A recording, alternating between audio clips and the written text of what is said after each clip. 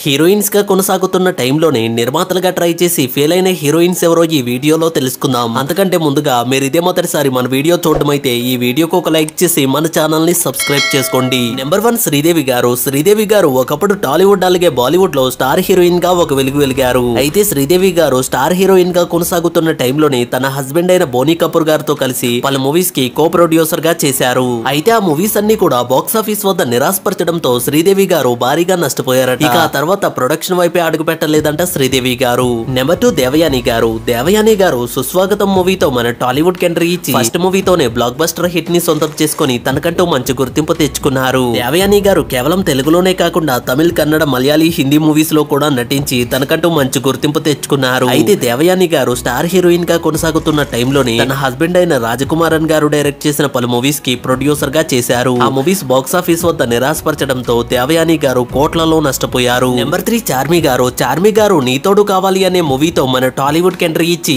తక్కువ టైంలోనే తనకంటూ మంచి గుర్తింపు తెచ్చుకున్నారు. అయితే చార్మి గారు జ్యోతిలక్ష్మి మూవీతో నిర్మాతగా తన కెరీర్ ని స్టార్ట్ చేసి దాదాపుగా 8 సినిమాల వరకు ప్రొడ్యూస్ చేశారు. అయితే వీటిలో ఒక ఇస్మత్ శంకర్ మూవీ తప్పితే మిగిలినవన్నీ కూడా బాక్స్ ఆఫీస్ వద్ద భారీ నష్టాలను మిగిల్చాయి.